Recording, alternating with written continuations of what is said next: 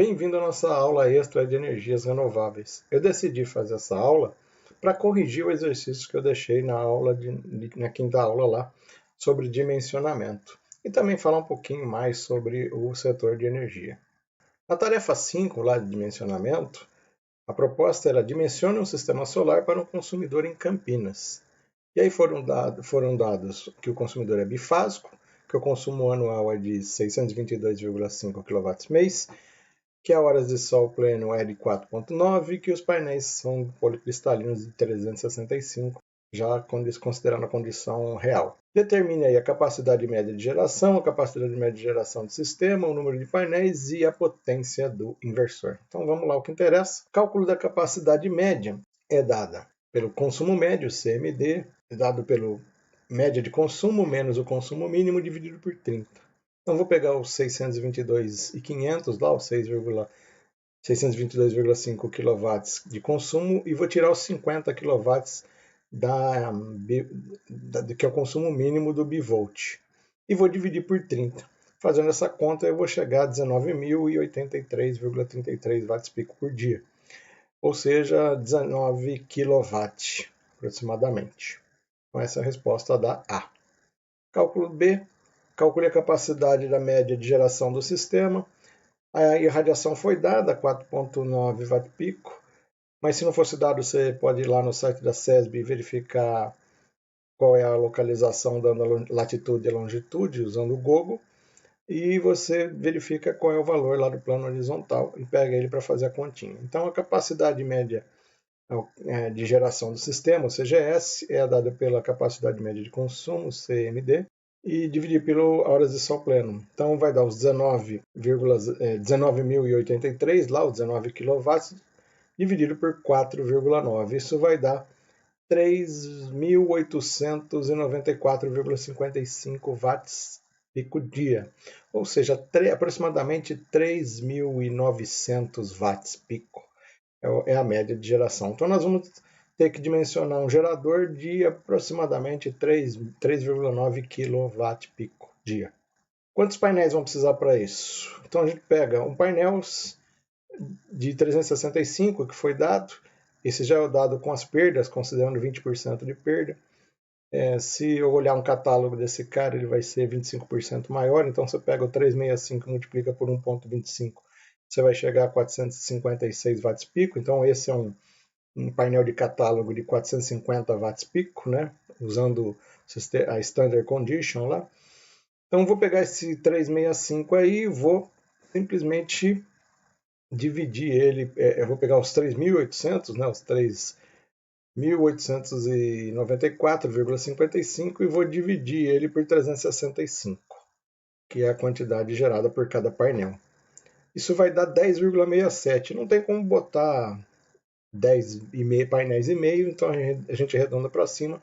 Então o número de painéis dessa instalação serão 11 painéis. O cálculo do inversor é muito simples. Um inversor não vai trabalhar sempre em 100% da sua capacidade, então ele vai trabalhar entre 80% e 85%, ou seja, uma folga de 15% a 20% aí, considerando que o painel não vai estar produzindo 100% da sua capacidade a todo momento e que ele vai estar uma hora sujo, hora fora do plano ou com nuvens.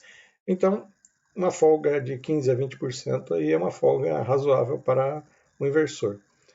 Então, nós vamos pegar aí os 3.894,55 e vamos multiplicar por 0,85.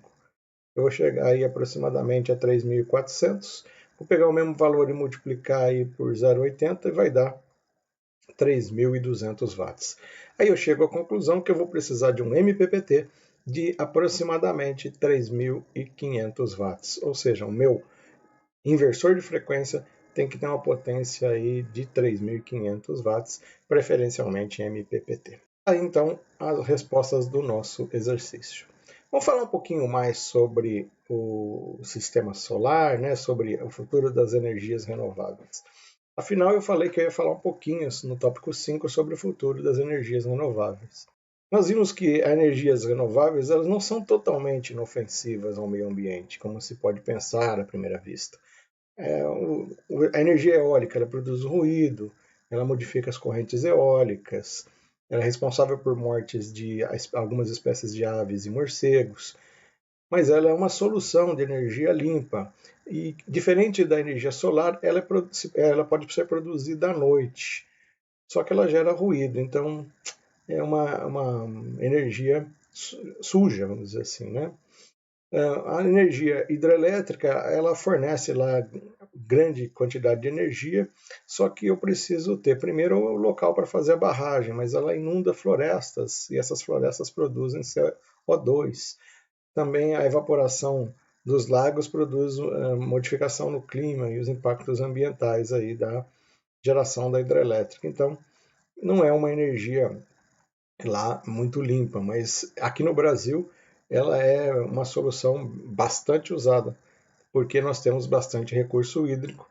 Ou em outros lugares não é assim, porque não se tem quedas suficientes para se fazer barragens, então é um recurso escasso em alguns locais. A questão da biomassa, que a biomassa gera contaminação de solo e das fontes de água, justamente porque trabalha aí com base no metano, também pode produzir aí gases do efeito estufa, justamente por causa dos possíveis escapes de metano, mas é também uma solução viável para a produção de energia, né, renovável. A geotérmica, ela gera a extinção de fontes termais naturais e de sua biodiversidade e não está disponível em todo o local.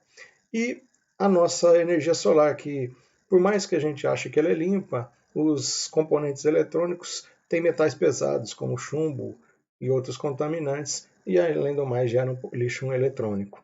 Então não existe uma solução de energia que não gere nenhum, que gere zero de impacto ambiental.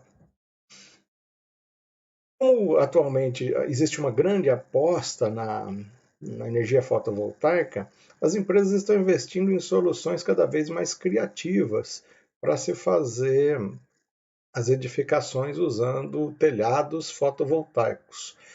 Existem telhas fotovoltaicas que já são construídas para serem montadas como super telhas mesmo, né? Então, nessas duas figurinhas aqui, a gente vê telhas fotovoltaicas, nesse telhado aqui feito de uma telha monocristalina e aqui de uma policristalina. Também fachadas de prédios, né? Olha aqui, ó, placas voltaicas integradas ao edifício, ou seja, eles servem, os painéis que cobrem a parte externa do prédio são utilizados para gerar a placa fotovoltaica. Isso vai deixar a edificação mais bonita, né?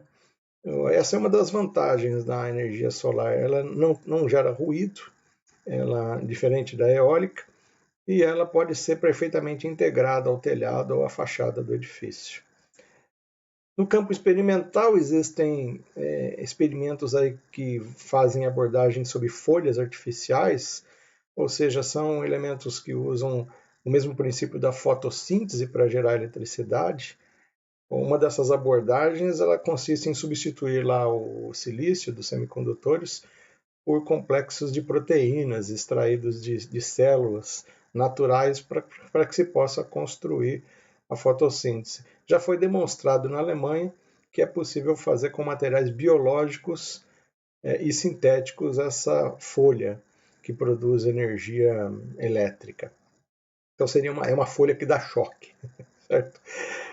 Então, usando a fotossíntese e usando o princípio da produção de energia da folha, a gente pode produzir energia elétrica.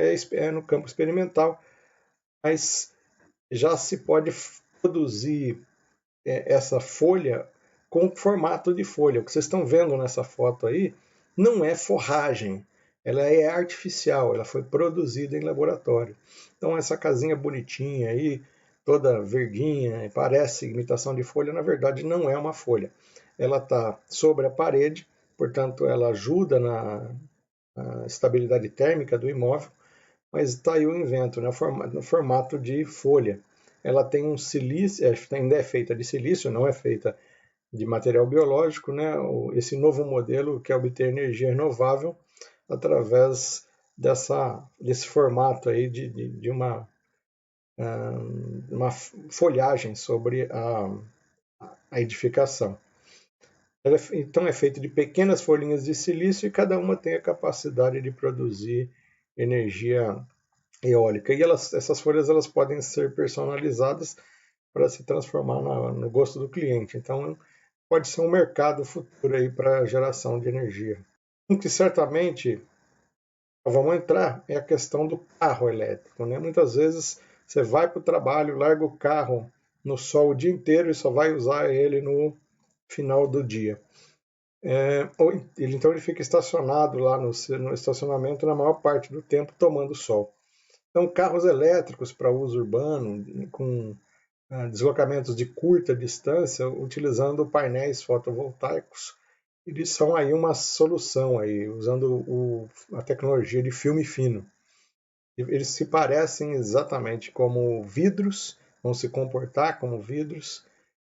Então aí a gente vê nessas duas fotos aí, o teto revestido, o painel solar, carregar a bateria, e quando não tem energia, carrega a bateria direto lá no carregador Então é o carro movido elétrico. Se quiser dar um pulinho lá no G1, tem uma reportagem sobre isso. Então é esse o recadinho que eu queria deixar para vocês. O assunto energia renovável não se esgota por aqui, mas eu espero que vocês tenham gostado desses nossos 5 encontros a respeito desse assunto.